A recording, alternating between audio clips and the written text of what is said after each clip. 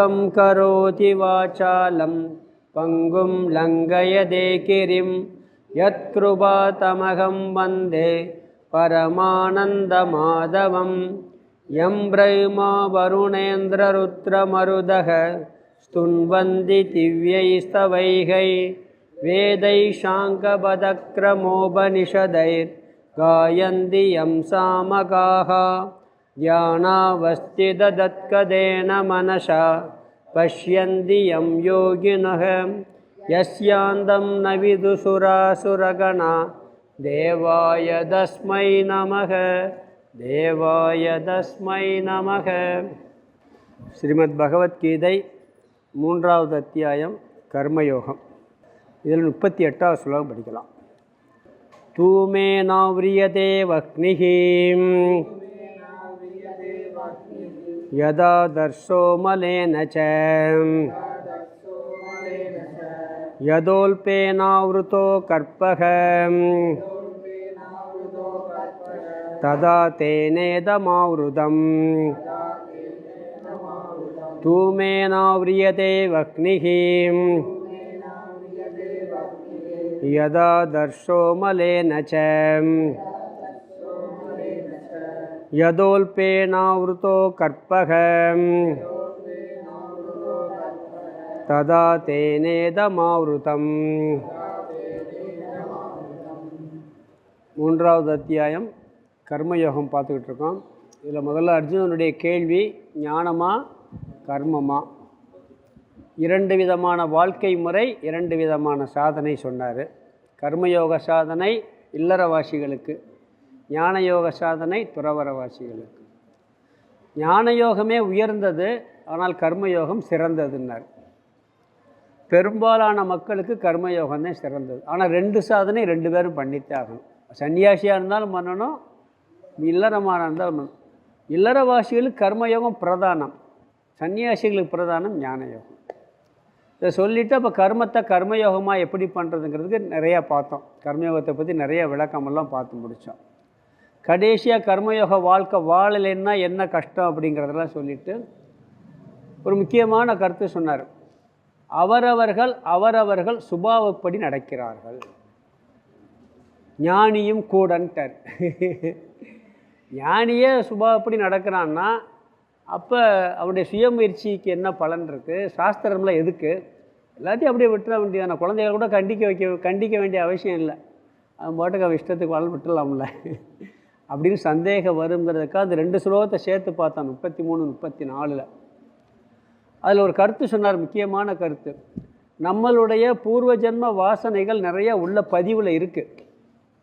நீங்கள் ஒரு கடைக்கு போனீங்கன்னா ஒரு பொருளை பார்த்தீங்கன்னு சொன்னால் எத்தனையோ பொருள் இருக்குது. எதுலையோ நம்மளுக்கு ஒருத்தருக்கு ஒன்றில் கவர்ச்சி வருது. போனீங்கன்னா ஒருத்தர் ஒன்று பிடிக்குது, இன்னொருத்தருக்கு இன்னொன்று பிடிக்குது. எல்லாத்தையுமே பார்க்குறோம். அப்போ அங்கே சுபாவம் வேலை செய்யுது. என்ன வேலை செய்யுது? உள்ளே நம்மளுடைய வாசனை எப்படி இருக்கோ அதுக்கு தகுந்தது மாதிரி அந்த பொருளை விரும்புகிறோம். நம்ம விரும்புகிறது இன்னொருத்தனுக்கு விருப்பம் மாட்டேங்குது, விருப்பம் வரல. காரணம் என்னென்னா, இது பூர்வ ஜென்ம வாசனையில் அந்தந்த பொருள் ஒரு அட்டாச்மெண்ட் நம்மளை எரியாமல் உள்ளுக்குள்ளே இருக்குது. இது சுபாவப்படி தான் இருக்குது. ஞானியும் சுபாவப்படி வாழ்கிறான்னா அவர் நல்ல விஷயங்கள் இருக்குது. சங்கரருடைய சுபாவம் என்ன? அவர் பூரா பாரத தேசம் முழுவதும் பிரச்சாரம் பண்ணி பாஷ்யமெல்லாம் எழுதினார். விவேகானந்தர் உலகம் பூரா சுற்றினார். ராமகிருஷ்ணர் ஒரே இடத்துல இருந்தார். ஒவ்வொருத்தருக்கும் ஒரு சுபாவம் இருக்குது. நல்ல விஷயத்தில் கூட ஒருத்தர் மாதிரி ஒருத்தருக்கு இருக்கிறதே கிடையாது. பிறகு சாஸ்திரமும் சுயமுயற்சியும் எதுக்குன்னு சொன்னால், இது இந்த எண்ணங்கள் வெளிவருவது, விருப்பு வெறுப்புங்கிறது எண்ணம் வெளிவருது பார்த்தீங்களா, இது சுபாவம். ஆனால் அது செயலுக்கு கொண்டு போவதற்கு வேறு ஒன்று தேவை இருக்குது. எல்லாத்துக்கும் வருது, எல்லா செயலும் ஈடுபடுறதில்லை. அங்கே சாஸ்திர ஞானம், இது செய்யலாம் செய்யக்கூடாது என்ற அறிவு. ஒன்று சாஸ்திரம் படிச்சிருப்போம், இல்லை நம்ம பெற்றோர்கள்ட்ட தெரிஞ்சிருப்போம், இல்லை வேறு யார்கிட்டையா கேட்டு தெரிஞ்சிருப்போம். அந்த அறிவும் வேலை செஞ்சு முயற்சியும் இருந்தால் தான் அது செயலுக்கு போகும். இது 2 இல்லாதவங்க தறிகேட்டுத்தான் போகிறாங்க. கொஞ்சம் கூட அந்த அறிவே இல்லைன்னு வச்சுக்கலாம், எப்படினாலும் இருக்கும். எவ்வளோ பெரிய அயோக்கியனாக இருந்தால் கூட வீட்டில் கொஞ்சம் சொல்லி கொடுத்துருப்பாங்க. அவனுக்கு தெரியுதே, தப்புங்கிறது தெரியுதே.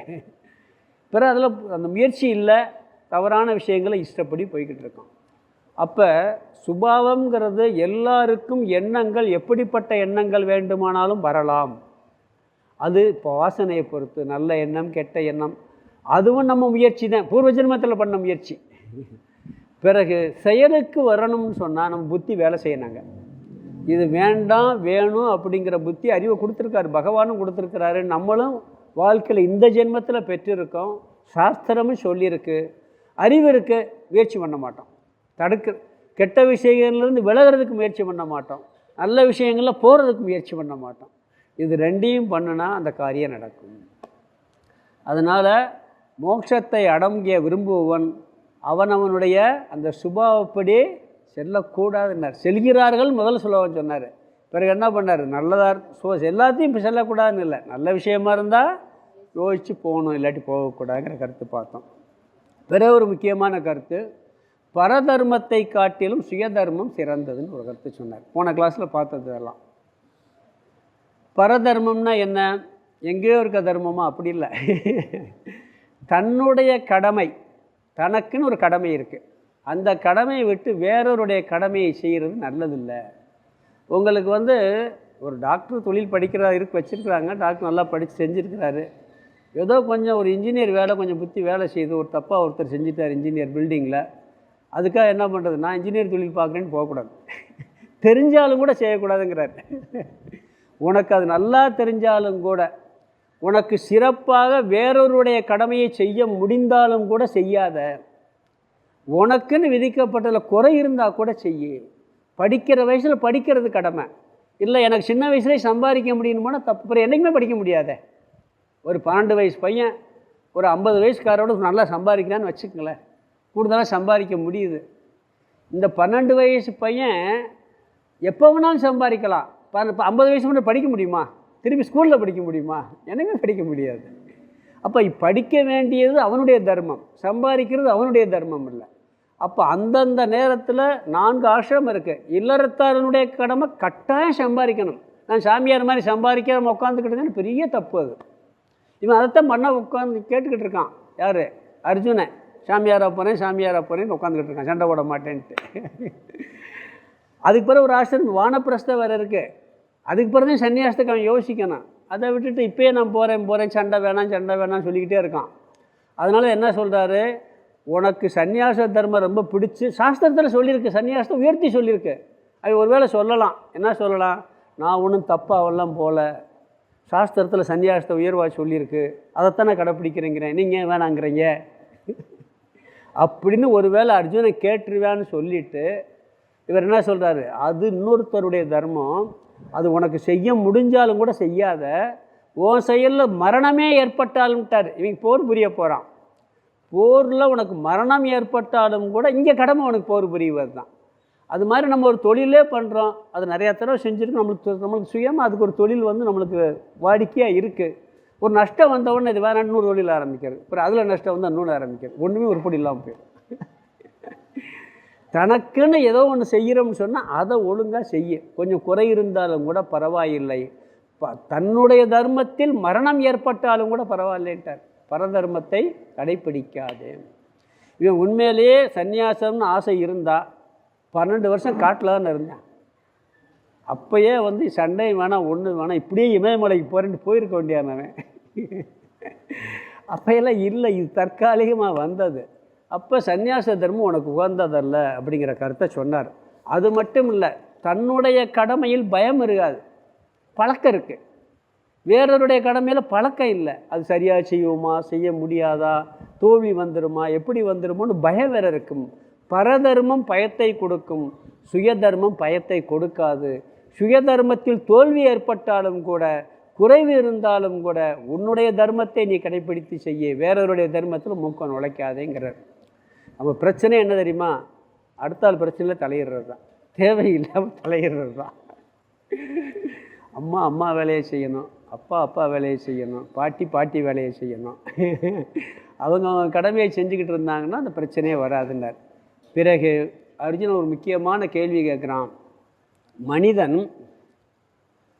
பாவம் செய்ய விருப்பம் இல்லை, ஆனால் ஏன் பாவம் செய்கிறான்? எதனால் தூண்டப்பட்டு ஏதோ ஒன்று அவனை பலவந்தமாக இழுத்துட்டு போய் பாவம் செய்ய வைக்குதே, அது ஏன்னு ஒரு கேள்வி கேட்டான். உண்மையிலே பார்த்தீங்கன்னா திருடனுக்கு கூட தான் திருடுறது தப்புன்னு தெரியாதா? தெரியுமா இல்லையா? குடிகாரனுக்கு குடிக்கிறது உடம்புக்கு கெடுதல், இது மோசமானது தெரியாமையா இருக்குது? அப்போ தெரியுதில்ல அவனுக்கு தெரியுது இது தப்பு, இது பாபம்னு தெரியுது.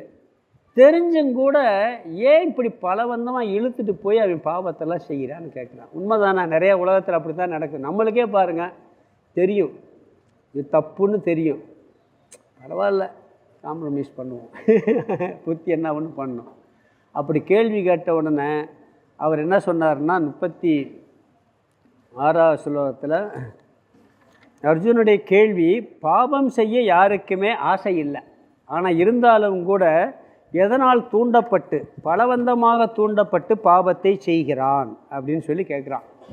கெட்டவனுக்கு கூட பாருங்கள் நல்லவனை பிடிக்கும். நான் அன்றைக்கி உதாரணம் கூட சொன்னேன், ஒரு போலீஸ் ஸ்டேஷனில் நடந்த சம்பவமான கிளாஸில் சொன்னேன். கெட்டவனுக்கு பாருங்கள், அதை சொன்னேன். எம்ஜிஆர் படம் தான் உதாரணம். எம்ஜிஆர் ரசிகர்கள் எப்படி வேணாலும் இருப்பான், ஆனால் எம்ஜிஆர் தப்பு பண்ணால் அவர் நல்லவராக இருக்கிறனால பிடிக்குது, நல்லவராக இருக்கிறதுனால தான் பிடிக்குது. ஒருத்தர் சொன்னார், ஒரு சினிமா ரசிகர், அந்த காலத்தில் கோடம்பாக்கத்து ஃப்ரிட்ஜ் இருக்குது பார்த்தீங்களா, அந்த ஃப்ரிட்ஜ் கட்டாத நேரம் கேட்டு போட்டிருப்பாங்களாம். அப்போ நம்பியார் காரில் வந்து கேட்டில் நின்றுருக்காப்புல. எங்கள் வீட்டுக்குள்ளே சினிமா படம் வந்து ரிலீஸ் ஆகி வந்து ஓடிக்கிட்டு இருக்கான். 10 பேர் எங்கள் அண்ணனை எதுக்கு அடிச்சேன்னு கேட்டாங்களாம். நம்பியார்கிட்ட எங்கள் அண்ணனை ஏன் அடிச்சேன்னு கேட்டாங்களாம். அவர் அது பதிலுக்கு அடிச்சிட்டார்லப்பா அப்படின்னு இவர் சொன்னார். அவருக்கு இருந்தால் நீ அடிச்சிருக்கக்கூடாது. எப்படியெல்லாம் மக்களுக்கு பாருங்கள், அந்த அவர் நல்லவர்னா பிடிக்குது, ஆனால் அவன் நல்லது செய்ய மாட்டான். ஒரு மக்களுக்கு அப்படி ஒரு அபிப்பிராயம் போயிருக்கு. அப்போ எல்லாருக்கும் கெட்டது பண்ணக்கூடாதுங்கிற புத்தி இருக்குது, ஆனால் கெட்டது பண்ணுறான். இது ஏன்னு சொல்லி அவன் கேள்வி கேட்டான். அதுக்கு பகவான் அழகாக பதில் சொன்னார். அதாவது பாவம் செய்ய ஆசை இல்லைன்னு அவன் கேள்வி கேட்டான். இவர் பாவத்துக்கு காரணம் ஆசைதேங்கிறார். அவன் பாவம் செய்ய ஆசை இல்லை, ஏன் பாவம் செய்கிறான்னு அவன் கேள்வி கேட்குறான். இவன் பாவம் செய்கிறதுக்கு காரணம் ஆசைதேங்கிறார். அப்போ 2 ஆசை வருது பாருங்கள். அங்கே ஒரு ஆசை சொல்கிறாரு, அவன் ஆசையே இல்லைங்கிறான் பாவம் செய்கிறதுக்கு. இவர் பாவத்துக்கு காரணமே ஆசைன்னு பதிலே சொல்கிறாரு. ஒரு குழப்புறது மாதிரி, ஒரு கான்ட்ராவர்சி மாதிரி தெரியும். போன கிளாஸ் அது விரிவாக பார்த்தோம். நம்மகிட்ட புத்தி மனம்னு 2 இருக்குது. புத்தி நிச்சயம் செய்வது, மனம் சஞ்சலம் செய்வது. இந்த புத்தி வந்து என்ன பண்ணும், இது நல்லது கெட்டதுன்னு ஆராய்ச்சி பண்ணி முடிவு பண்ணும். மனசு என்ன பண்ணும், புத்தியை கெடுத்துரும். மனசில் புத்தியில் இருக்க ஆசை பாவம் பண்ணக்கூடாதுங்கிற ஆசை. மனசில் என்ன பண்ணும், இதுக்கு கொஞ்சம் சுகம் கிடைக்கும், இதை பண்ணால் நல்லா இருக்கும்னு சொல்லி என்ன பண்ணும், புத்தியில் இருக்க ஆசையை காம்ப்ரமைஸ் பண்ணும். உதாரணம் சொன்னேன், காலையில் 5 மணிக்கு எந்திரிக்கணும், நாளைக்கு இருந்து கார்த்திகை 1ஆம் தேதி நாளைக்கு பிறக்க போகுது. அப்போ என்ன பண்ணுவாங்கன்னா, மாலை போட்டு எந்திரிக்கலாம்னு முடிவு பண்ணிடுவாங்க. புத்தி நைட் படுத்துகிறோம், 5 மணிக்கு எந்திரிச்ச உடனே இன்றைக்கி என்ன கொஞ்சம் தூங்கலாமேன்னு மனசு சொல்லலாம். பிறகு புத்தி அதை என்ன பண்ண, காம்ப்ரமைஸ் பண்ண, கொஞ்சம் உடம்பு வலிக்குது, ஏதாவது ஒரு சாக்கை சொல்லி, சும்மா நான் தூங்க நினைக்கல, எனக்கு உடம்புல கொஞ்சம் டயர்டாக இருக்குது அதனால் தூங்குறேன் அப்படின்னு புத்தியை காம்ப்ரமைஸ் பண்ணிடுறது. அப்போ இந்த மனதில் இருக்க ஆசை தான் காரணங்கிறார். புத்தியில் இருக்க ஆசை காரணம் கிடையாது, பாவம் செய்ய காரணம் இல்லை. மனதில் தோன்றுகின்ற ஆசைதான் பாவத்திற்கு காரணம். அது என்ன பண்ணான், அது வழியில் இழுத்து கொண்டு போய் செய்ய விட்டுரும் சொன்னார். அதுக்கு காரணம்னு சொன்னார், இந்த ஆசை வந்து ரஜோகுண ஆசைன்னார். சாத்திய குண ஆசை எப்பயுமே பாவம் செய்ய தூண்டாது. ரஜோகுண ஆசை என்ன பண்ணான், பாவம் செய்ய தூண்டும். அதனால் ஆசையின் சொரூபத்தை பற்றி இங்கே சொல்கிறாரு. ஆசையின் சொரூபம் என்னன்னு தெரிஞ்சுக்கிறோன்னா, ஆசையை வெல்லணும்னா ஆசையின் தவறான ஆசைகளை, தர்மமான ஆசைகளை பற்றி பேசலை இங்கே. தேவையற்ற அதிகமான ஆசை, அதர்மமான ஆசை, அதனுடைய சொரூபம் என்ன, அது எங்கே உட்கார்ந்துருக்கு, அதை வெல்றதுக்கு என்ன உபாயம், இந்த 3ஐயும் பார்க்கணும்னு சொன்னேன் நான். இந்த 37, 38, 39 இந்த 3 ஸ்லோகங்களில் அதனுடைய சொரூபத்தை சொல்கிறார். இருப்பிடம் எது அப்படிங்கிறத சொல்கிறார். ஆசையின் சொரூபம் தன்மையை சொல்கிறார். பிறகு இருப்பிடம் உபாயமெல்லாம் சொல்ல போகிறார். இங்கே அதனுடைய சொரூபம் என்ன அப்படின்னு சொல்லும்போது, காம ஏஷ குரோத ஏஷக அப்படின்னார். அதாவது ஆசைதான் இந்த எல்லா பாவத்துக்கும் காரணம்னு சொன்னார். அதிலிருந்து அடுத்து என்ன உருவாகுதுன்னா குரோதம். குரோதம் தனியாக வரவே வராது. நம்ம என்ன, கோபம் வந்து சும்மா வராது. கோபத்துக்கு காரணம் என்ன, ஆசை தான். நம்ம குழந்தை படிக்கலைன்னா நம்மளுக்கு கோபம் வரும். ஏன்னா அந்த குழந்தை மேலே உள்ள ஆசை. பக்கத்து வீட்டு குழந்தை படிக்கிறேன்னா சந்தோஷப்படுவோம், கோவம் வராது. அது நல்லா படித்தா பொறாமை வரும். இதெல்லாம் வரும். இதெல்லாம் மனிதனுடைய சுபாவமாக இருக்குது. காம ஏஷ குரோத ஏஷக அப்படிங்கிறார். இந்த கோபமாக மாறி நிற்கின்ற ஆசைதான் எல்லா பாவத்துக்கும் காரணம். பிறகு அது ரஜோகுண ஆசைன்றார். அது எங்கே தோன்றுதுன்னா ரஜோகுணத்திலிருந்து உதித்தது. இந்த தவறான ஆசைகளுடைய சொரூபம் என்னென்னா ரஜோகுணம்னு சொல்லுவோம். ரஜோகுண ஆசை என்ன சொல்ல, அதுதான் தப்பு காரணங்கிறார். மாற்றி மாற்றி சொல்கிறோன்னு சொன்னார். இதை பற்றி விரிவான விளக்கம் இந்த ரஜோகுணத்தை பற்றி தெரிஞ்சுக்கணும்னா 14ஆம் அத்தியாயத்தில் போய் அங்கே போய்ட்டு விரிவாக பார்க்கணும். இங்கே அதர்மமான ஆசை, அளவுக்கு அதிகமான ஆசை பாவத்திற்கு காரணம். அது மனதில் தோன்றுகின்ற ஆசை. அந்த ஆசையிலிருந்து என்ன வருது? குரோதம் வந்தால் கோபம் வருது. கோபம் வரும் பொழுது அது பாவத்துக்கு காரணமாகிறது. பிறகு அதனுடைய சொரூபத்தை சொல்கிறாரு 2வது வரியில். மகாஷனக அப்படின்னார். என்னைக்கும் சாப்பிட்டுக்கிட்டே இருக்கும். இப்போ நம்மளுக்கு வந்து சாப்பாடு கொடுக்குறோம், 4 இட்லி சாப்பிட்டா வயிறு நிறைஞ்சு போகும், புரியுதுங்களா? அப்படி நினச்சோம்னா கூட 1 இட்லி சாப்பிட்லாம், இன்னும் 2 இட்லி சாப்பிட்லாம். இந்த ஆசை 20 இட்லி 30 இட்லி 40 இட்லி எவ்வளோ வேணாலும் சாப்பிடுவோம். வயிற்றுக்கு இல்லை, உலகத்தில் இந்த ஆசை நிறைவேறாது. ஒரு நாளும் நிறைக்க முடியாத ஆசை. எவ்வளவு போட்டாலும் சாப்பிட்டுக்கிட்டு இருக்கோம். பின்னாடி சொல்லப்படுற நெருப்புக்கு உதாரணமாக சொல்வார். நெருப்பு அணைக்கிறதுக்கு விறகு போட்டால் எப்படி இருக்கும்? அது என்றைக்குமே அணைக்க முடியாது. அது சாப்பிட்டுக்கிட்டு எவ்வளோ போட்டாலும் சாப்பிட்டுக்கிட்டே இருக்கும். அது மாதிரி இங்கே என்ன சொல்கிறாருன்னா, அதான் இது பண்ண முடியாது. அன்னைக்கு சொன்னேன், சில பேர் அனுபவிச்சு தீர்த்தரலாம்பாங்க. அனுபவிச்சா அந்த டயத்தில் போகும், பிறகு நான் ரிப்பீட் ஆகிடும். இந்த அருணாச்சலம் படமே தப்புன்னு சொன்னேன் நான். அதில் ஒரு லாஜிக் சொல்லுவாப்புல, அதுவே தப்பு தான். ரொம்ப அனுபவிச்சா அந்த நேரத்தில் டயர்டாயிரும், இந்திரியங்கள் செயலற்று போகும், பலவீனம் அடைஞ்சிருக்கும். அதனால் இருக்குமே ஒழிய மனசில் இருக்க ஆசை போகாது. அனுபவிச்சாலும் ஆசையை தீர்க்க முடியாது, வேணும்னு கேட்டுக்கிட்டே இருக்கும் அப்படிங்கிற. பொதுவாக தர்மமான ஆசையும் அப்படித்தான் கேட்கும். எந்த ஆசையாக இருந்தாலுமே கேட்கும். நம்ம கவனமாக இருக்க வேண்டும். இதுதான் மகா பாப்மா, பெரிய பாபத்திற்கு காரணம் அப்படின்னு சொன்னார். ஆக ஆசைக்கு வந்து உற்பத்தி ஸ்தானம் ரஜோகுணம். அதனுடைய சொரூபம் எதுன்னு சொன்னால், போதும் என்று என்றைக்கும் சொல்லாது, மீண்டும் மீண்டும் வேண்டும் என்று கேட்கும். அதனுடைய விளைவு பாபம். இதுதான் எல்லாருக்கும் பகையாக இருக்கும்னு சொன்னார். இப்போ 38வது ஸ்லோகம். இதெல்லாம் கொஞ்சம் முக்கியமான சொல்லலாம், திருப்பி கொஞ்சம் ரிப்பீட் பண்ணியிருக்கேன் ரொம்பையும். இதில் என்ன சொல்கிறாருன்னா, இந்த ஆசையின் சொரூபத்தை 3 உதாரணத்தின் மூலமாக விளக்குறார். என்ன உதாரணம்னு சொன்னால், ஃபஸ்ட்டு 3 உதாரணங்கள் சொல்கிறார். இது மறைக்குது. எதை மறைக்குது? ஞானத்தை மறைக்கிறது. இந்த ஆசையினுடைய சொரூபம் என்ன? தத்துவ ஞானத்தை மட்டும் மறைக்கிறது இல்லை, உலக விவகாரத்திலே நல்ல அறிவை மறைச்சிடும். புத்தி கெட்டு போதுங்கிறாங்கல்ல, ரொம்ப தர்மமான ஆசைப்பட்டால் என்ன ஆகும்? என் புத்தி கெட்டு போயிடும். புத்தியை மறைச்சிடும், அறிவை மறைத்து விடும். ஆசை ரொம்ப அதிகமாக புத்தி இது தர்மம் சொன்னாலும் மனசு கேட்காது. புத்தி சொல்லும் போகாதேன்ட்டு மனசு என்ன பண்ண கேட்காம அங்கே போயிடும். அது போய் அது பாட்டுக்கு செய்ய ஆரம்பிச்சிடும். புத்தியை தன்வசத்தில் இழுத்து விடும். ஆசையின் பக்கம் புத்தியை செல்ல விடாமல் அந்த அறிவை மறைத்து விடும். இது ஆசையினுடைய சொரூபம். அது என்ன சொல்கிறாரு சொன்னால், இதுக்கு உதாரணம் அர்ஜுனன் தான். அவன் போருக்கு வரும்போது எப்படி வந்தான்? தர்மன் தயங்கினான். என்ன உனக்குன்னா அறிவு இல்லையான்னு கேட்டான் தர்மனை. நம்ம எவ்வளோ நம்மளை கொடுமைப்படுத்தியிருக்காங்க, அவங்களாம் அழிக்கணும் சபதம் போட்டு வந்திருக்கோம், நீ இப்படி இருக்கியே அப்படின்னு சொல்லி போருக்கு வம்ப இழுத்துட்டு வந்தது யார்? அர்ஜுனன். இப்போ என்ன பண்ணிக்கிட்டு இருக்கான்? சண்டை போடக்கூடாதுன்னு இருக்கான். முதல்ல புத்தி ஒழுங்காக வேலை செஞ்சுச்சு. இங்கே வந்து என்ன ஆகிப்போச்சு? காரணம் ஆசை. பீஷ்மர் மேலே துரோணர் மேலே உள்ள பற்று, அவங்க மேலே உள்ள பற்று ஆசை தான் அந்த மோகத்தை உண்டாக்கி விட்டுருச்சு. அறிவு புத்தியை மறைச்சிருச்சு. சண்டை போட வர்றது வரைக்கும் அவ்வளோ ஆவேசமாக வந்தான். நிறுத்து, யார் கூட சண்டை வரும் பார்க்குறான், அவன் தானே சொன்னான். பார்த்த உடனே அங்கே ஆசை பற்று வந்துருச்சு. இந்த மோகம் என்ன பண்ணுது? இந்த ஆசை வந்து பற்றுங்கிறது ஆசை தான், அது வந்து புத்தியை மறைக்க செய்கிறது.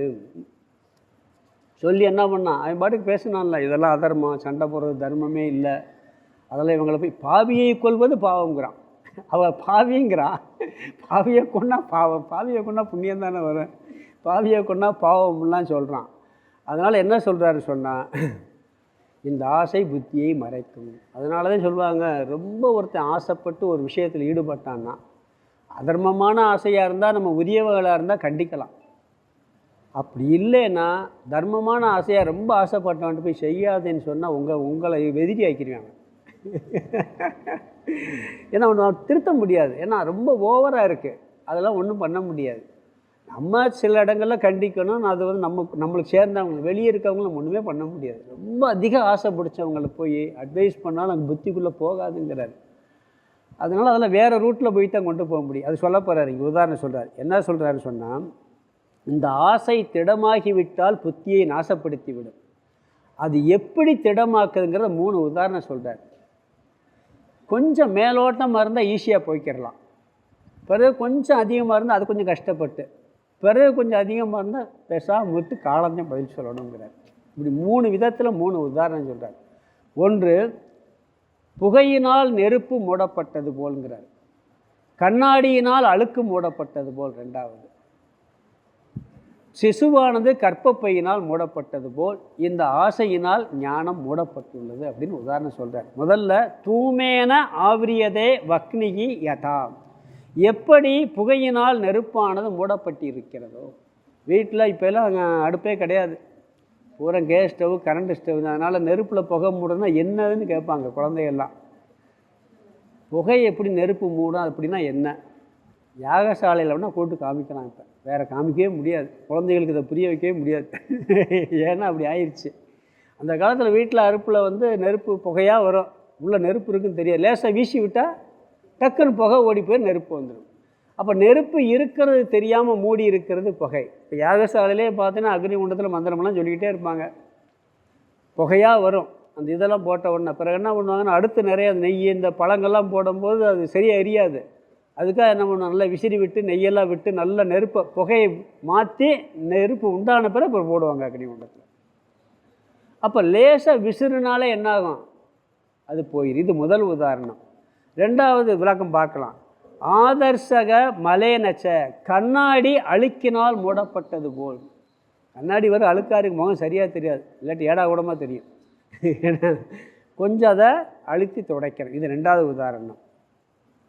அந்த மாதிரி அழுக்கான கண்ணாடியை பார்க்கணும்னா பழைய ட்ரெயினில் பார்க்கலாம், தேஜஸ் சிலையில் பார்க்கணும். பழைய ட்ரெயின்லாம் பார்த்தீங்கன்னா அப்படி தான் இருக்கும் கண்ணாடி. வீட்டிலே அப்படி தான் இருக்குது. நீங்கள் ட்ரெயின் எதுக்கு சொல்கிறீங்கன்னு கேட்குறீங்களா? வீட்டிலே நாங்கள் துடைக்கிறது இல்லை. அதே மாதிரி பார்த்தீங்கன்னா இந்த சூரிய கிரகணம் சந்திர கிரகணத்தில் கொஞ்ச நேரத்தில் தெரியும், அதெல்லாம் மறைக்குது நிறைய. அதே மாதிரி மேகம் வந்து சூரியனை மறைக்கிறது அப்படித்தான். ஒரு காற்றடிச்சிச்சின்னா மேகம் அப்படியே விலகி தெரியும். அது பிறகு என்ன சொல்கிறாருன்னா, யதா உல்பேன ஆவிரதக கற்பக, கற்பப்பையில் உள்ள சிசுவை கற்பப்பை மறைப்பது போல. அதுக்கு நீ 10 மாதம் வெயிட் பண்ணித்தான் ஆகும், வேறு வழியே கிடையாது, காலம்தான் அதுக்கு பண்ண முடியும். இப்படி 3 உதாரணம் சொல்கிறார். ததா தேன இதம் ஆவிரதம், அப்படியே ஞானமானது, இந்த அறிவானது எதில் ஆசையினால் மூடப்பட்டுள்ளது அப்படிங்கிறத சொல்கிறார். ஆசை அறிவை மறைக்கும் அப்படிங்கிறது இதனுடைய அர்த்தம். ஓனா பார்க்கலாம். புத்தி ஆசையினால் மறைக்கப்பட்டிருக்கு. 3 உதாரணம் சொல்லியிருக்காரு. என்ன சொல்லியிருக்காரு? ஃபஸ்ட்டு என்னென்னா, புகையினால் மூடப்பட்டுள்ளது. இதுக்கு ரொம்ப முயற்சி பண்ண வேண்டியது இல்லைங்கிறதுக்காக சொல்கிறார். ஒருத்தனுக்கு வந்து உண்மையிலே லேசாக இருக்குது ஆசை. சில பேர் பார்த்தீங்கன்னா ரொம்ப இருக்க மாட்டான், மேலோட்டமான ஆசை இருக்கும், ஆள் மனசில் ஆசை இருக்காது.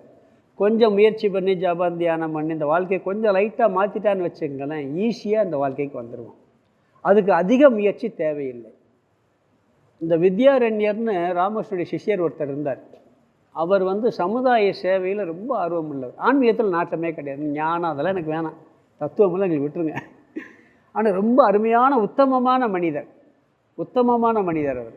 அப்போ ராமகிருஷ்ண பரமஹம்சர் சொல்கிறாரு, உனக்கு லேசாக ஒரு திறம் மூடி இருக்குப்பா. ஏன்னா அவ்வளோ மனசு உள்ளே நல்லா இருக்குது, தெளிவாக இருக்குது. ஆனால் இதில் வர மாட்டேங்கிறார், இந்த வாழ்க்கைக்கே வர மாட்டேங்கிறாரு. ஆனால் நல்ல காரியங்கள் நிறையா பண்ணிக்கிட்டு இருக்கார். அப்படிப்பட்ட ஆசை வந்து புகையினால் நெருப்பு மூடப்பட்டது. நல்ல மனிதராக இருப்பாங்க, ரொம்ப உத்தமமான அவங்கெல்லாம் இதுக்குள்ளே வந்துட்டான்னு ஈஸியாக புரிய ஆரம்பிக்கும். ஆனால் ஆன்மீக வாழ்க்கைக்குள்ளே இந்த ஞானத்துக்குள்ளே வரவே மாட்டாங்க. அவங்களுக்கு லைட்டாக உள்ளே இழுத்து விட்டோம்னு வச்சுக்கோங்களேன், அழகாக புரிய ஆரம்பிச்சிட்டாங்க. அது நெருப்பு புகையினால் மூடப்பட்டது போல். ஈஸியாக ரொம்ப முயற்சி பண்ணாமல் கொஞ்சம் முயற்சி பண்ணினாலே வந்துடும். சில பேர் பாருங்கள், வழக்கங்களில் கெட்டவனாக இருப்பான். மனசு ரொம்ப அற்புதமான மனசார், கொடுக்கறது, எல்லாத்துக்கும் வழங்குறது, பொறாமை இல்லாமல் இருக்கிறது, விருப்பு வெறுப்பு இல்லாமல் இருப்பான். வேறு கெட்ட பழக்கம் அடிமை, அவனெல்லாம் இழுத்து விட்டால் ஈஸியாக வந்துடுவான். அதெல்லாம் புகையினால் நெருப்பு மூடப்பட்டது போல். அதை லேசாக விசிறுனா போதும் வந்துடும். இந்த ஆசை நீங்கே ஞானம் ஞானத்தை மறைக்காது, எளிதாக ஞானத்திலேருந்து வந்துடலாங்கிறார். சில பேருக்கு லேசாக சொன்னால் போதும், ஏன் இப்படி புத்தி கெட்டு போயிருக்க, உலக விவகாரங்கள்லே கொஞ்சம் நல்லவனாக இருப்பான், ஒரு தப்பு பண்ணியிருப்பான், ரொம்ப நல்லவனாக இருப்பான், தெரியாமல் ஒரு தப்பு பண்ணியிருப்பான். அவனுக்கு போய் நீங்கள் ரொம்ப கஷ்டப்பட்டு சொல்ல வேண்டிய அவசியம் இல்லை, கிண்ட் பண்ணால் போதும், ஐயோ தப்பு பண்ணிட்டோமே, டக்குன்னு வெளியே வந்துடுவான். இது புகை நெருப்பினால் மூடப்பட்டது. அடுத்து கொஞ்சம் கஷ்டம், கண்ணாடியில் அழுக்கு மூடி இருக்குது, என்ன பண்ணணும், கொஞ்சம் போட்டு ஆயிலெலாம் போட்டு, அதுக்குன்னு சில கண்ணாடியை க்ளீன் பண்ணுற சில இதெல்லாம் இருக்குது, அதெல்லாம் போட்டு க்ளீன் பண்ணணும். சில நேரம் என்ன பண்ணுவான், விபூதியை போட்டு க்ளீன் பண்ணுவோம். விபூதியை நல்லா கரைச்சி கடவுளுடைய விபூதியினால் மாற்றணும். அதெல்லாம் கடவுளை கும்பிட்டு ஜபம் பண்ணி தியானம் பண்ணி கொஞ்சம் கொஞ்சமாக மாற்றணும். ஒருத்தர் சொன்னார், என்கிட்ட பொறாமையை நீக்கிறதுக்கு 7 வருஷம் முயற்சி பண்ணேன்னார். 7 வருஷம் பொறாமை இருக்குது, தெரியுது, இது தப்புன்னு புரியுது, ஆனால் வராமல் இருக்க மாட்டேங்குது. ஏதாவது பண்ணால் வந்துடுது. தியானம் பண்ணுவாரான் டெய்லி உட்காந்து, இதனால் என்ன கெடுதல், இது நல்லதா, இது எனக்கு வரக்கூடாது நினச்சி, எனக்கு இப்போ கம்ப்ளீட்டாக இல்லை சாமி அப்படின்னார் ஒருத்தர் சாமிகிட்ட. அப்போ சில கெட்ட குணங்கள் கொஞ்சம் கஷ்டப்பட்டு நீக்க வேண்டியதாக இருக்குது, சில ஆசைகளை எல்லாம். இது 2வது சொல்கிறார். பிறகு ஆண்டவனுடைய விபூதியில் கண்ணாடியை க்ளீன் பண்ணுற மாதிரி பகவானுடைய விபூதியை நினச்சி அவருடைய சரித்திரம்லாம் படிக்கிறோம், கதைகள்லாம் படிக்கிறோம். அப்படி படிக்கும் பொழுது அது கொஞ்சம் அடுத்து போகும். அதுக்கு ரொம்ப முயற்சியில் கொஞ்சம் கஷ்டப்பட்டு முயற்சி பண்ணணும். 3வது சிசு கர்ப்பப்பையினால் மூடப்பட்டது. இதுக்கு டைம் தான், நீ ஒன்றுமே பண்ண முடியாது, அது வரைக்கும் வெயிட் பண்ணித்தே ஆகணும். அதனால் என்ன சொல்கிறோம், கால அவகாசம் வேண்டும். அது ரொம்ப ஊறி போயிருக்கும், எத்தனை தடவை படித்தாலும் சரி அந்த சுகத்தை அவங்களால விட முடியாது. வைராக்கியமே வரவே வராது. அது என்ன, அனுபவித்து அடிபட்டு மிதிப்பட்டு வந்தால்தான் அந்த காலம். அதுக்கு சில பேர் சொல்லுவாங்க, இதுக்கு டைம் தான்ப்பா பதில் சொல்லணும். நிறைய இடங்களில் பார்த்துருக்கோம், சில பேர்லாம் பார்ப்போம், சிலர் சாமியை சொல்லுவாங்க, இது ஒன்றும் பண்ண முடியாதுப்பா, டைம் தான் அப்படிம்பார், காலம்தான் அப்படிம்பார். ஜோசியர் கூட சொல்லுவார்ல சில நேரங்களில், இத்தனை காலம் வெயிட் பண்ணி தான் ஆகணும்பார், ஒன்றும் பண்ண முடியாதுப்பாம்பார். அது மாதிரி சில காலம் தேவை இருக்குது. முயற்சி செய்து அது வரைக்கும் வெயிட் பண்ணி கொஞ்சமாக பார்த்து அதுக்கு பிறகாக போகுங்கிறார். சத்துவ குண ஆசையாக இருந்தால் நெருப்பை புகை மூடின மாதிரி ஈஸியாக போயிடும். ரஜோகுண ஆசையாக இருந்தால் கண்ணாடியில் அழுக்கு மூடி இருக்க மாதிரி கொஞ்சம் கஷ்டப்பட்டு போகும். தமோ குண ஆசையாக இருந்தால் வெயிட் பண்ணிட்டு ஆகணும், வேறு வழி இல்லை. இப்படி 3 விதத்தில் ஆசையானது அறிவை மறைக்கிறது. ஆசையின் சுரூபம் அறிவை மறைத்தல். தத்துவ ஞானம் மட்டுமல்ல, தர்ம அதர்ம ஞானத்தையும் மறைச்சிடும். எது தர்மம் எது அதர்மங்கிற அறிவையும் அழிச்சிடும். அதுக்கு பிறகு தான் தத்துவ ஞானம். அப்புறம் அந்த அறிவும் வர, இதே இல்லைன்னா அப்புறம் அதுக்கு எப்படி வர முடியும்? அது 3 விதத்தில் மறைக்கப்பட்டிருக்கு. அப்போ ஒன்றுக்கு ஈஸியாக போயிடும், இன்னொன்று கஷ்டப்பட்டு நம்ம எந்த லெவலில் இருக்குது நம்மளுக்கு தான் தெரியும். நம்ம பார்த்துக்கிட்டு அதுக்கு தான் முயற்சி பண்ணணும். உண்மையிலே நம்மளுக்கு ரொம்ப தமோகுண ஆசை மாதிரி அதிகமாக இருந்தால் காலம். ரஜோகுணம்னா நமக்கு இப்படி தியானம் பண்ணி பூஜை பண்ணி வரும். சாத்விகமான ஆசையாக இருந்தால் கொஞ்சம் விஷயங்களை கேட்டாலே போதும், அழகாக போய்விடும் அப்படிங்கிறார். நம்ம எந்த படியில் இருக்குங்கிறத நாம் அதை முடிவு செய்ய வேண்டும். அப்போ ஆசையின் சொரூபம் என்ன? புத்தியை மறைக்கிறது. எந்த புத்தியை? தர்ம அதர்ம புத்தியையும் மறைக்கும், ஆத்மா அனாத்ம விவேகத்தையும் மறைக்கும். இது ஆசையினுடைய சொரூபம். இந்த அர்ஜுனனுக்கு இந்த குழப்பம், அந்த தர்ம அதர்ம குழப்பமெல்லாம் வந்ததுக்கு காரணம் பீஷ்மர் துறவனுக்கு ஒருவேளை இதே பக்கம் சேர்ந்து வந்திருந்தாங்கன்னு வச்சுக்கோங்க, வந்திருக்குமா, உடனே சண்டை போட்டு அடித்து கொண்டிருப்பான். ஒரு பக்கம் இவன் பக்கம் வந்திருந்தாங்கன்னு வச்சுக்கோங்க, இவனுக்கு இந்த ஆசையே வந்திருக்காது, அவங்கள இருக்கணும், அவங்க கொல்லக்கூடாது அப்படிலாம் ஆசை வந்திருக்காது. அதனால் என்ன சொல்கிறாருன்னு சொன்னால், இந்த தர்ம அதர்ம விவேக சக்தியானது இழக்கப்படுகிறது. இன்னொன்று சொல்லுவாங்க, நாம் நல்லா இருப்போம், மற்றவன் தப்பு பண்ணுவான், ஒரு தவறு பண்ணுறான். அதை நீங்கள் ரொம்ப அந்த இடத்துல உங்களுக்கு தகுதி இருக்கணும். இல்லைன்னு சொன்னால் அதுக்காக குரோதத்தை வளர்த்தாலும் பிரயோஜனம் இல்லை. அதனால் என்ன பண்ணுவாங்க, திருந்தன்னு சொல்லி கோபத்தை வளர்த்துக்கிட்டு நாமளே நாமே கெடுத்துக்கிடுவோம். அது ஒரு லிமிட்டுக்கு மேலே பண்ண முடியாது. அதையும் கவனமாக கோபத்தை இதனால் வளர்த்து கொள்ளக்கூடாது என்கிறார். காபம் என்பது கோபமாக மாறுகின்றது, ஆசை என்பது கோபஸ்வரூபமாக மாறி பாபமாகவும் ஆறும். அந்த ஆசை என்ன பண்ண, பாபஸ்வரூபமாக அறிவு பாவத்தை குடிக்கிறது. பிறகு அது எவ்வளவு கொடுத்தாலும் சாப்பிட்டுக்கிட்டே இருக்கும். முன் சுலோகத்தில் பார்த்தோம், ஞானத்தை மறைத்தல். இந்த 3 இது இருக்குது. பாபஸ்வரூபம், ஞானத்தை மறைக்கும் ஸ்வரூபம், பிறகு கோபத்தை உருவாக்கக்கூடிய தன்மை உடையது. இது 2 சுலோகத்திலையும் சேர்த்து பார்த்துருக்குறோம். இதுக்கு உதாரணம் புகை, நெருப்பு, கண்ணாடி, அழுக்கு, சிசு, கற்பப்பை. ஸ்லோகத்துக்கு அர்த்தம் பார்த்துடலாம். தூமே தூமே நாவ்ரியதே வக்னிகி யதா. யதாங்கிறத முதல் எடுத்துக்கலாம். எப்படி தூமேன ஆவ்ரியதே வக்னிகி. தூமேனன்னா புகையினால், வக்னிகின்னு இருக்கு அடுத்த வார்த்தை. அந்த ஆவ்ரியதே அதுக்கு அடுத்த வார்த்தை வக்னிகி. வக்னிகின்னா நெருப்பானது. எப்படி புகையினால் நெருப்பானது, யதா எப்படி, தூமேன புகையினால், வக்னிகி நெருப்பானது, ஆவ்ரியதே மூடப்பட்டிருக்கிறதோ, எப்படி புகையினால் நெருப்பானது மூடப்பட்டிருக்கிறதோ. பிற அடுத்தது யதா தர்ஷேன் இருக்கு, தர்ஷோன் இருக்கு. இதை பிரித்தோம்னு சொன்னால் யத ஆதர்ஷக, ஆதர்ஷக மலேனச்ச. ஆதர்ஷகன்னா கண்ணாடியானது, மலேனச்ச மலேனச்சன்னு அழுக்கினாலும் மூடப்பட்டிருக்கு சேர்த்துக்கணும். மூடப்பட்டிருக்கிறதோ அந்த ஆவரியதைங்கிறத இங்கேயும் சேர்த்துக்கணும். எப்படி கண்ணாடியானது மலையனச்சனை அழுக்கினாலும் மட்டும் இருக்கார், அழுக்கினாலும் மூடப்பட்டிருக்கிறதோ அது ஆவிரியதை இங்கே சேர்த்துக்கணும். 2வது வரி யதா எப்படி, உள்பேன யதா உள்பேனன்னு பிரிக்கணும். உள்பேன ஆவரத்தோ கற்பக. உள்பேனன்னு சொன்னால் கற்பப்பையினால், கற்பக கற்பத்தில் உள்ள சிசுவானது ஆவரத்தோ ஆவரதக மூடப்பட்டுள்ளதோ. 3வது இது கற்பப்பையினால் கற்பத்தில் உள்ள சிசுவானது மூடப்பட்டிருக்கிறதோ. ததா அப்படியே, தேன ஆசையினால், தேனா அதனால் அந்த ஆசையினால், தேன இதம் ஆவருத்தம் இந்த ஞானம் மூடப்பட்டிருக்கிறது. இங்கே அதனால் இது மூடப்பட்டிருக்கிறங்கிறார்.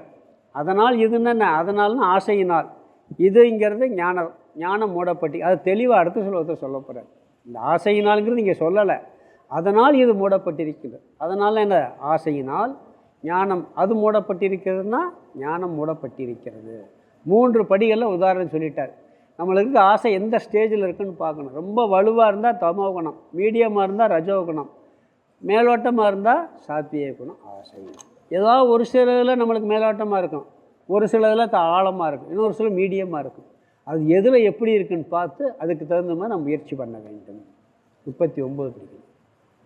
ஆவ்ருதம் ஞானமே தேன ஞானினோ நித்ய வைரிணாம் காமரூபேண கௌந்தேய துஸ்பூரே நானலேன ச.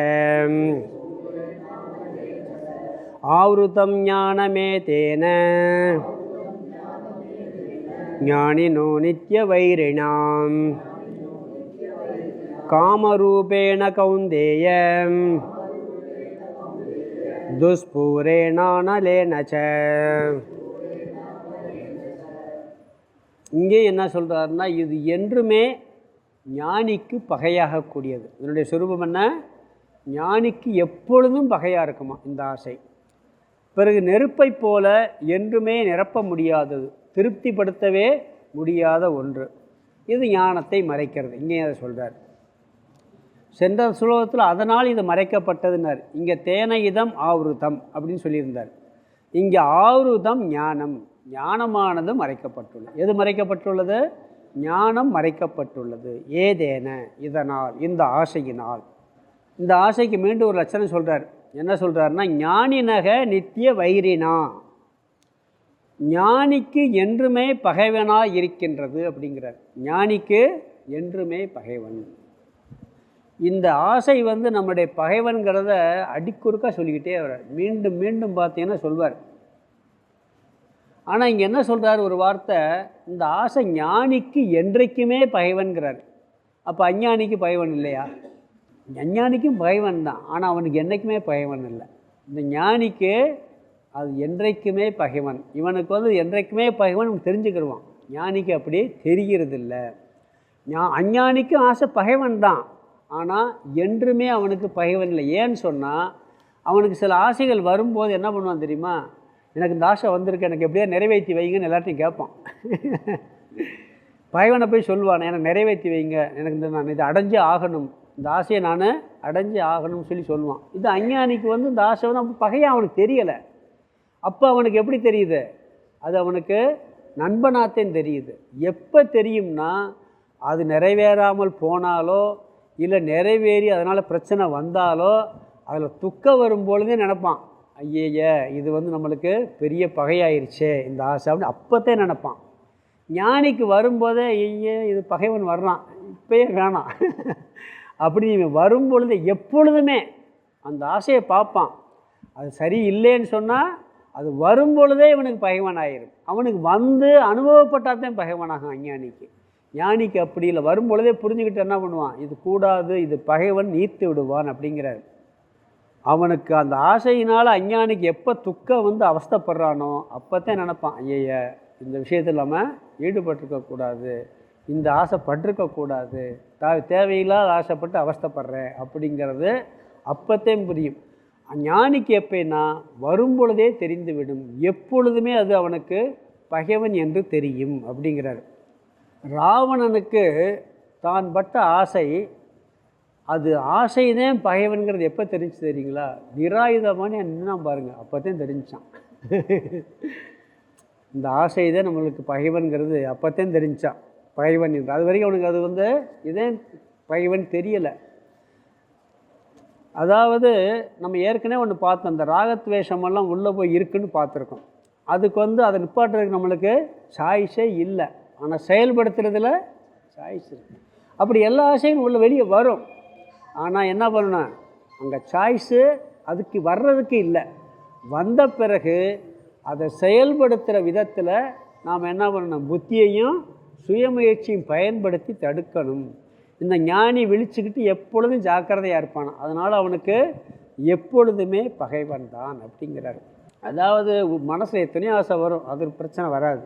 செயல்பாட்டுக்கு வந்துருச்சுன்னா ப்ராப்ளம் வந்துடும். மொட்டை மாடியில் வடகம் காய போட்டிருப்போம், காக்காய்க்கா ஒருத்தனை உட்கார வச்சுருக்கோமா இல்லையா? காக்கா வந்து உட்கார்றது வரைக்கும் பிரச்சனை இல்லை, உட்காந்தா என்ன பண்ணுவான், உடனே அடிச்சு துரத்துவான். வெளியே பறந்துக்கிட்டு இருந்து அது பாட்டுக்கு இருந்துட்டு போயின்னு விட்டுருவான். அது மாதிரி என்ன அது பாட்டுக்கு வந்துட்டு போய் வரும், பழசெல்லாம் வரும், ஆனால் உள்ளே போய் உட்காந்துருச்சுன்னா ப்ராப்ளம் ஆரம்பிச்சிடும். அதனால் கவனமாக இருந்து ஞானி என்ன பண்ணாது, பகைவன் சொல்லி வரும் பொழுதே நீக்கி விடுவான். அதில் வந்து உள்ளே போய் உட்காந்துடக்கூடாதுங்கிறார். உன்னை பார்த்து நல்லா இருக்குன்னு பார்த்து நல்லா இருக்குன்னு விட்டால் பரல, நல்லா இருக்குது நல்லா இருக்குது நல்லா இருக்குன்னு சொல்லி ஜபம் பண்ண ஆரம்பிச்சோன்னு வச்சுக்கோங்க, என்ன ஆகும்? இந்த டிபார்ட்மெண்டல் ஸ்டோர் இருக்குது பார்த்தீங்களா, பயங்கரமான ஆசையை தூண்டுறது. முன்னாடியெல்லாம் போய் லிஸ்ட்டை கையில் கொடுத்து ஜாமான் வாங்கிட்டு வருவோம். நீங்கள் இப்போ போகிறீங்கன்னு வச்சுக்கோங்க, நீங்கள் 500 ரூபாய்க்கு ஜாமான் வாங்க போனீங்கன்னா 2000 ரூபாய்க்கு தான் வாங்கிட்டு வருவீங்க. ஏன்னா உள்ளே சுத்தம் போது கண்ணில் என்னென்னலாம் படும், பாட்டம் என்ன ஒன்று, இதை வாங்கலாம் அதை வாங்கலாம், விளம்பர யுக்தியில் அது பெரிய யுக்தி. ஏன்னா நம்மளுடைய மனசை புரிஞ்சுக்கிட்டு தான் டிபார்ட்மெண்டல் ஸ்டோரு. நீங்கள் அந்த காலத்தில் பலசர கடையில் என்ன பண்ணுவீங்க, லிஸ்ட் எழுதி கொடுப்பீங்க, அதை மட்டும் வாங்கிட்டு. இன்றைக்கி என்னைக்காவது ஒரு டிபார்ட்மெண்டல் ஸ்டோருக்கு போய் நான் கூட சேர்ந்து சொல்கிறேன், அது எதோ அதை மட்டும் வாங்கிறது இல்லை, வெறும் இது தேவை இருக்கே, அப்புறம் இது இங்கே இருக்கே அப்படி புத்தி வருது, அப்புறம் அதை வாங்கி நல்லதாக இருந்தால் தப்பு இல்லை, தேவையில்லாதையும் வாங்கிடுவோம். இதுதான் இப்படி தூண்டுது. என்ன வர்றது தப்பு இல்லை, திருப்பி அதை இது நல்லா இருக்குது, இது வேணும் வேணும் வீட்டுக்கு வந்துடுவோம், கிழக்கு இருக்காது, அன்றைக்கி பார்த்து நல்லா இருந்துச்சு, திருப்பி அடுத்த தடவை போனால் வாங்கிட்டு வந்துடுவோம் அப்படிங்கிற புத்தி வந்து நம்மளை வந்துக்கிட்டே இருக்கும். அதனால் என்ன சொல்கிறேன்னா, கவனமாக இந்த காக்கை தூக்கி போகாமல் பார்த்துக்கிறது மாதிரி பார்த்துக்கிறணுங்கிறாரு என்ன வர்றதெல்லாம். அதனால் தோன்றும் போதே பகைவன் வந்து விட்டான்னு சொல்லி இவன் நிப்பாட்டிடுவான். அஞ்ஞானிக்கு வாங்கும்போதே தெரியும், இவன் வாங்காமே தப்பிச்சுக்கிறாங்கிறார். அதனால் அது காம ரூபேன, இது ஆசை சொரூபமாக இருக்கிறது. கவுந்தேய அர்ஜுனை கூப்பிட்றாரு. அப்பப்போ அர்ஜுனான்னு கூப்பிடுவார். எது கூப்பிட்றாரு? தூங்கிடக்கூடாதுன்னு. அவர் பாட்டு சொல்லிக்கிட்டே இருப்பான், தூங்கி அப்பப்போ கூப்பிடுவார்.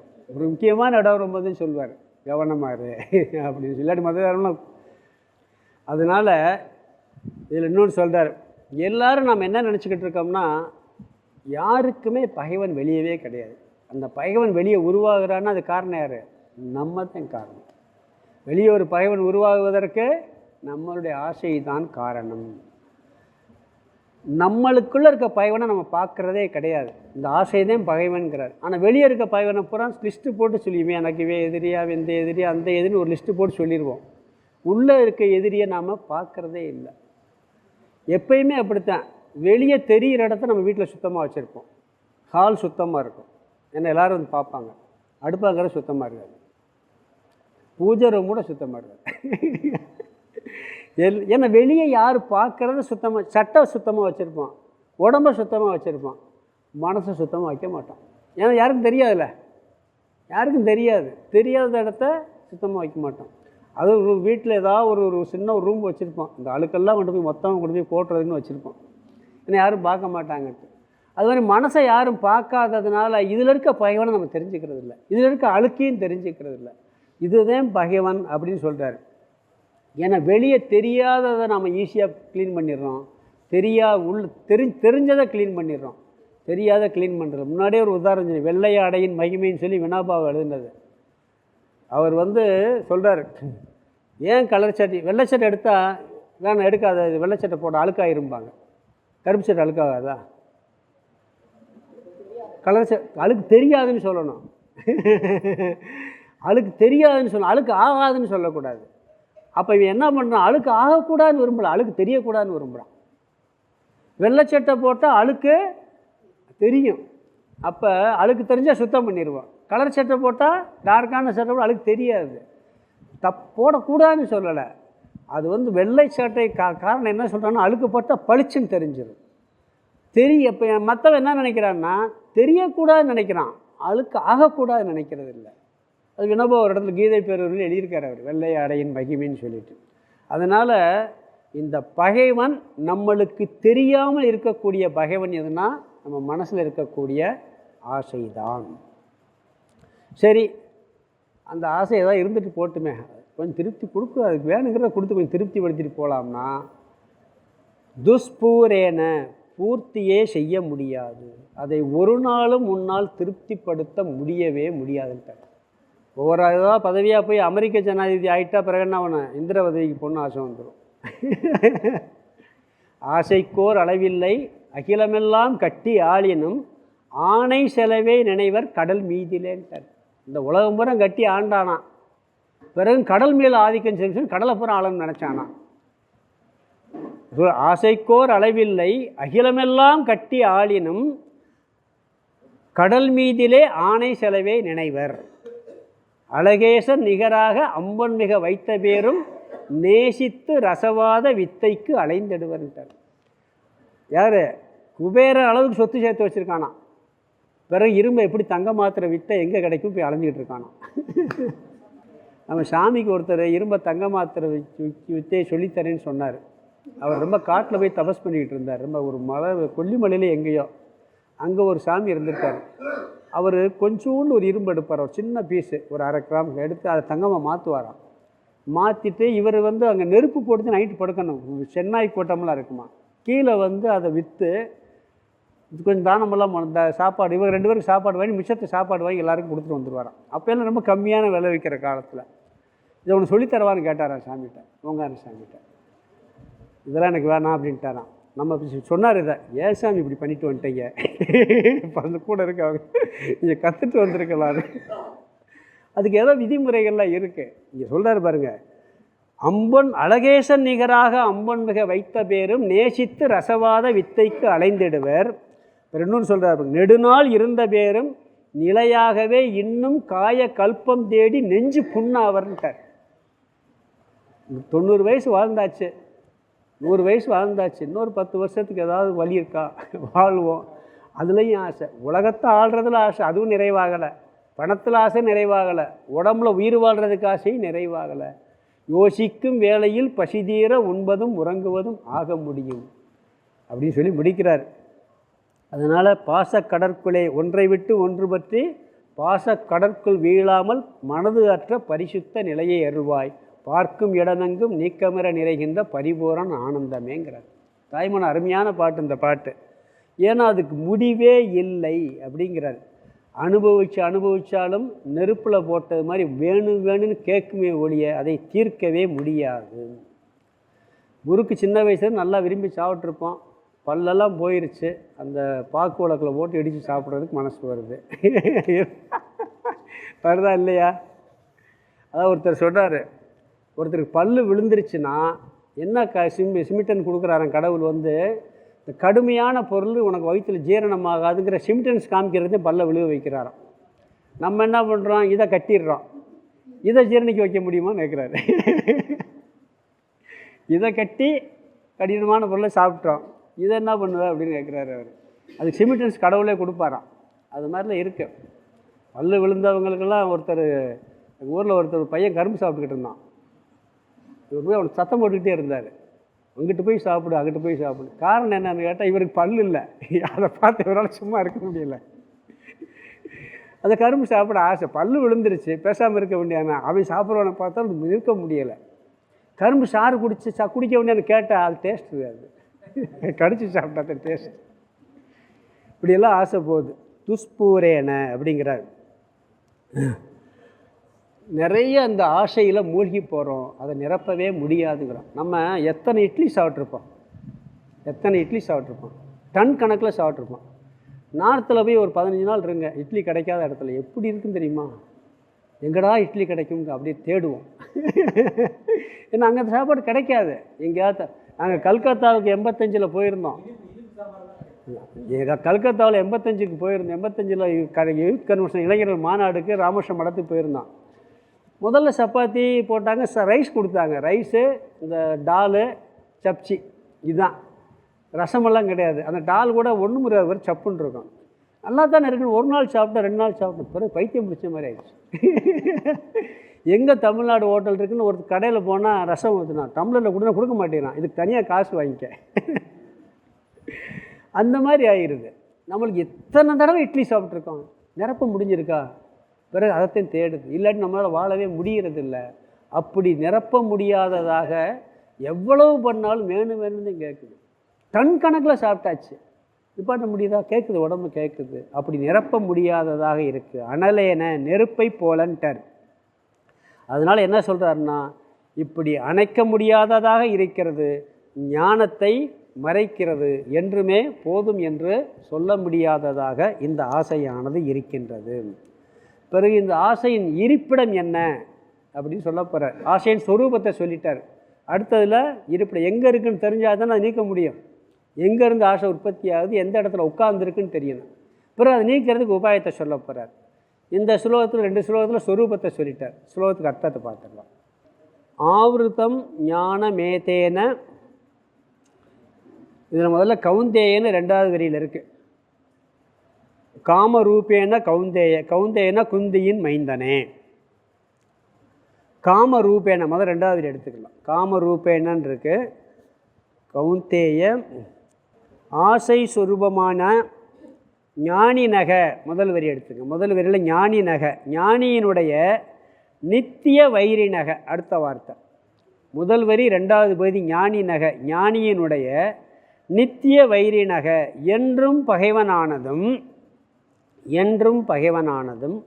அனலேனச்ச நெருப்பை போல, அனலேனச்ச கடைசி வரி 2வது வரியில் துஷ்பூரேன நிரப்ப முடியாததும் திருப்திப்படுத்த முடியாததும் காமரூபேன ஆசை வடிவமானதுமான ஏதேன இதனால். ஏதேனங்கிறது முதல் வரியில் ஞானம் ஏதேனன் இருக்கு. ஏதேன இதனால் ஞானம், ஞானமானது முதல் வார்த்தை ஆவிருதம் மறைக்கப்பட்டுள்ளது. ஞானிக்கு எப்பொழுதும் பகைவன் இந்த ஆசையின் சொரூபம். நெருப்பை போல எப்பொழுதும் திருப்திப்படுத்த முடியாது. இன்னொன்று ஞானத்தை மறைப்பது. 3 சொரூபம் இங்கே சொல்லியிருக்கார். ஒன்று, எப்பொழுதுமே ஞானிக்கு பகைவன், அஞ்ஞானிக்கு அப்போதைக்கு பகைவன் இல்லை, பின்னாடி பகைவன் ஆயிடுவார். இவன் வரும்பொழுதே பகைவனாக நிப்பாட்டிடுவான். நெருப்பு எப்படி என்ன போட்டாலும் வேணும் வேணும்னு கேட்குமோ அப்படி இந்த ஆசையை ஒரு நாளும் திருப்திப்படுத்தவே முடியாது. அனுபவித்து தீர்க்கலாம்ங்கிறது ஒரு நாளும் நடக்காது, திருப்திப்படுத்த முடியாது. அடுத்தது ஞானத்தை மறைக்கிறது. இது இதனுடைய சொரூபம். 38லையும் ஆசைக்கு 3 படிகள் சொல்லி சொன்னார் ஞானத்தை மறைக்கிறதுக்கு, இதுக்கு முந்தின ஸ்லோகத்தில். 37ல் ரஜோகுணம் உற்பத்தி ஸ்தானம்னு சொன்னார். அங்கேயும் திருப்திப்படுத்த முடியாது. ஆசையினுடைய விளைவு அது பகைவன், பாபஸ்வரூபம்னு சொன்னார்.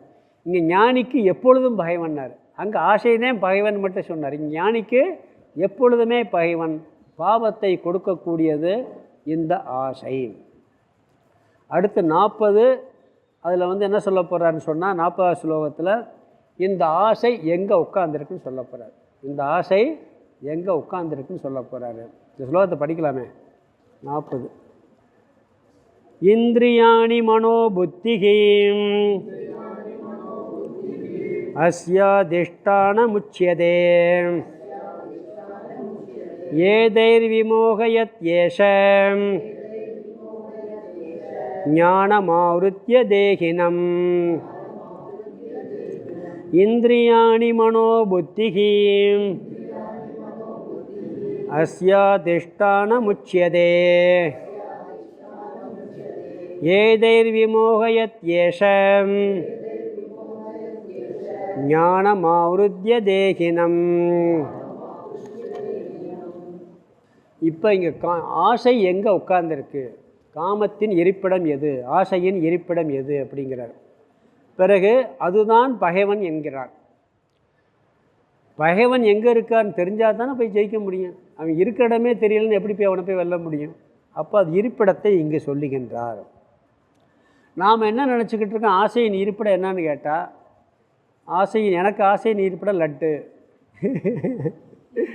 எனக்கு லட்டு பிடிக்கும்னு எனக்கு என்னுடைய ஆசை எங்கே இருக்குது, லட்டில் இருக்குது. இன்னொருத்தருக்கு அல்வாவில் இருக்குது. இன்னொருத்தர் ஒவ்வொருத்தருக்கும் ஒவ்வொரு ஆசை இருப்பிடம் சொல்கிறான். அது பெரிய பொய்யுங்கிறார். ஆசையின் இருப்பிடம் விஷயம் கிடையவே கிடையாது. ஒரு விஷயத்தை பொருளை பார்த்து அதுதான் ஆசையின் இருப்பிடம்னு சொன்னால் அது பெரிய தப்பு. ஏன்னு சொன்னால் அந்த பொருள் ஆசை இருந்தால் அந்த பொருள் எல்லாத்துக்கும் ஆசையை தூண்டணும். அந்த பொருள் எல்லாத்துக்கும் ஆசையை தூண்டணும். தூண்டுதா அப்படியே? இன்றைக்கி ஞாயிற்றுக்கிழமை நாளைக்கு இப்போ ஐப்பசி கார்த்திகை 1 காரில் வந்துக்கிட்டு இருந்தேன். எங்கே பார்த்தாலும் என்ன கடை தெரியுமா, காலையில் கூட்டம், அப்படி கூட்டம். என்ன கடை? எண்ணெய் கடையில் அவ்வளவு மோசமாக கூட்டம் நிற்கிது இன்றைக்கி ஞாயிற்றுக்கிழமை. நம்மளை மாதிரி ஆளுக்கு போனால் அருவருப்பாக இருக்குமா இல்லையா? எவ்வளோ விரும்பி போய் வாங்குகிறாங்க. நம்மளுக்கு ஆசையாக இருக்காதுல்ல, இல்லையே? அப்போ ஒருத்தருக்கு ஆசையாக இருக்கிறது இன்னொருத்தருக்கு ஆசையாக பொருளாக இல்லை. அப்போ விஷயத்தில் பொருள் ஆசை இருக்குங்கிறது கிடையவே கிடையாது. பொருளில் எந்த பொருள்லையுமே ஆசை கிடையாது. அந்த பொருளை ஏற்கனவே சொன்ன உள்ளே இருந்து அங்கே போய் ஏற்றுவிக்கும் பொழுது தான் ஆசை வருதே. ஓங்கிட்டருந்துனே அங்கே பொருளுக்கு போதே ஒழிய எந்த சுகமே கூட அப்படித்தான். ஆத்மனஸ்து காமாய பிரியம்பவதின்னு பிரியதானி சொல்வார். உனக்கு பிரியம் ஒரு பொருளில் வருதுன்னா ஓங்கிட்டிருந்து தான் போகுது. அந்த பொருளில் யாரு எனக்கு அவங்க இல்லாட்டி எனக்கு முடியாது, அவங்க தான் எனக்கு உயிர்னா அதுக்கு காரணம் உன் மேலே உள்ள ஆசை தான். அங்கே உள்ள உனக்கு இன்பத்தில் ஆசை இருக்குது, சுகத்தில். அது பெரிய உபநிஷத்தில் பெரிய டாபிக் வருது. அது பொருளில் சுகமே கிடையாது. இல்லை சாப்பிட்டா நல்லா இருக்கே, உண்மைதான். நாம் அதை விரும்பி அதை ஏற்று ரசித்து சாப்பிட்றோம். அது எனக்கு வேணான்னு நினச்சிட்டிங்கன்னா எப்படி இருக்கும்? பெரிய மனசில் ஒரு சோகம் இருக்குது, பயங்கரமான சோகம், ஏதோ ஒரு சோகம், தவிர்க்க முடியாத சோகம் இருக்குது. உங்களுக்கு பிடிச்ச ஒரு ஸ்வீட்டை கொண்டாந்து கொடுன்னா எப்படி சாப்பிடுவீங்க? எனக்கு கசக்குதுன்னு பையாத கசக்குன்னு சொல்லுவோம். என்ன ஏசியில் படுத்தாலும் தூக்கம் வரலைன்னு சொல்லுவோம். ஏசி நல்லா சுகந்தானே, ஏசியில் பட்டு மெத்த தூங்கலாம்ல. எனக்கு நைட்டு பூரா தூக்கம் இல்லை, ஒரே சோகமாக இருக்குது. அப்போ சுகத்தை கொடுக்கலையே. நாம் நம்மகிட்ட இருக்க சுகத்தை அதில் ஏற்றி வித்துத்தையும் அனுபவிக்கிறோம். அப்போ என்ன சொல்கிறாருன்னா, அது இருப்பிடம் அது கிடையாது. நம்மகிட்ட இருக்கிறார். ஃபஸ்ட்டு இந்திரியாணி மனக புத்தின்ட்டார். என்ன சொல்கிற, ஆசையின் இருப்பிடம் விஷயம் கிடையாது. முதல்ல இந்திரியங்கள் ஃபஸ்ட்டு, நம்மளுடைய மெய்வாய் கண் மூக்கு செவி, அதுக்கு அடுத்தது மனசு, அதுக்கடுத்து புத்தி. பொதுவாக சூக்ஷ்ம சரீரம் சொல்லிடலாம். பொதுவாக என்ன சொல்கிறாங்க, சூக்ஷ்ம சரீரத்தில் தான் இந்த ஆசை இருக்கிறது. சுவை ஒளி ஊறு ஓசை நாற்றம் இவற்றின் வகை தெரிவான் கட்டே உலகன்ட்டார். அதை முறையாக நீ பயன்படுத்தினேன்னா உலகமே ஓங்கை வசம்ன்றார் பகவான். அதை முறையாக இல்லாமல் என்ன பண்ணுறா, எனக்கு இது வேணும்னு நம்ம கொண்டு போய் அங்கே ஏற்றுறோம். நீ வேணான்னு ஒரு பொருளை நினச்சிட்டேன்னா உனக்கு ஒன்றுமே அந்த பொருளால் உனக்கு ஒன்று டிஸ்டர்ப் பண்ண. யாதனின் நீங்கியான் நோதல் அதனின் இளன்ட்டார். பொருள்கள் சேர்ந்தால் நம்மளுக்கெல்லாம் சந்தோஷம். இல்லறத்தில் இருக்கு நிறைய வர வர சந்தோஷம், துறவிக்கு போக போக சந்தோஷமாக, எல்லாம் விட்டு போனால் சந்தோஷமாக. அதனால தான் யாதனின் நீங்கியான் நோதல் அதனின் இளன்கிறார். அப்போ ஆசைக்கு இருப்பிடம் என்ன, இந்திரியாணி மனக புத்திகி, இது மூன்றும் இருப்பிடம் சொல்கிறாரு. இதை பற்றிய விளக்கம் அடுத்த வகுப்பு நம்ம பார்க்கலாம். ஓம் பூர்ணமத பூர்ணமிதம் பூர்ணாத் பூர்ணமுதச்யதே பூர்ணஸ்ய பூர்ணமாதாய பூர்ணமேவாவசிஷ்யதே. ஓம் சாந்தி சாந்தி சாந்தி. ஹரி ஓம். ஆதிகுருநாத சுவாமிக்கு ஜெய்.